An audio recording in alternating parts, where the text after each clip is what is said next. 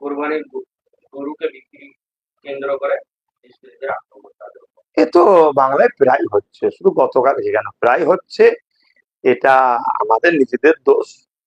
কেন, আপনারা নিশ্চয়ই দেখছেন শুভেন্দু অধিকারী, সুকান্ত মজুমদার আর ওই ভাটপাড়ার কি যেন ওনার নাম, অর্জুন সিং। অর্জুন সিং, এরা যেভাবে মুসলিম বিদ্বেষ বা ইসলাম বিদ্বেষ যেভাবে বক্তব্য রাজ্য সরকারের প্রশাসনের সহযোগিতা নিয়ে করে বেড়াচ্ছে, রাজ্য সরকার এদেরকে যেভাবে ছাড় দিয়ে রেখেছে, যারা এই ধরনের মেন্টালিটির মানুষ আছে যে মুসলমানদের উপর হামলা করলে রাজ্য সরকার আমাদের কিছু করবে না, তাদের মাথায় ঢুকে গেছে, তাই এই সাহসগুলো পাচ্ছে। তাই আগামীতে আরো হবে, আরো হবে। কেন আমরা যদি না এগুলোকে দেখে শিক্ষা নিই, এগুলো আরো হবে। তবে আইন ব্যবস্থাকে আইন ব্যবস্থার উপরে চলতে দেওয়া হচ্ছে না। যদি চলতো হয়তো এই জিনিসটা ঘটতো না।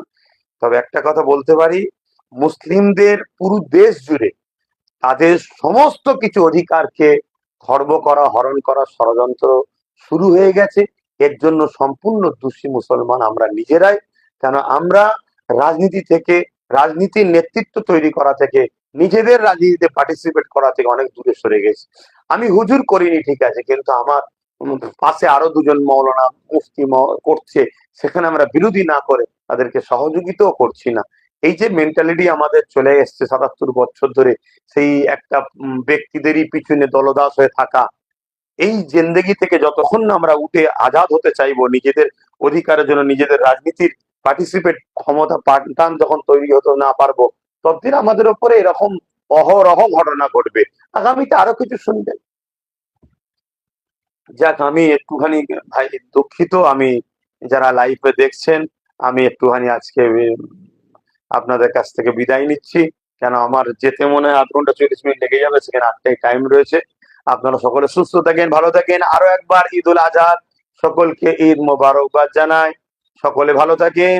মনে রাখবেন ৩টে কথা অবশ্যই, লোক দেখানো কোরবানি নয়, তাই ফেসবুকে আপলোড নয়, আল্লাহর খুশির জন্য করছেন, খবরদার করবেন না। দ্বিতীয় নম্বর কথা হচ্ছে, যে কোনো সিন্নি তাবারুক, এটা পাক জিনিস নিয়ে যাবেন যখন, ভালো ক্যারি রাস্তাঘাটে না পড়ে, এবং কালার ক্যারি কালার প্যাকেটের মধ্যে ভরে আত্মীয় স্বজনের বাড়িতে দেবেন। ৩ নম্বর কথা হচ্ছে, বাইক খুব আস্তে সুস্থে চালাবেন।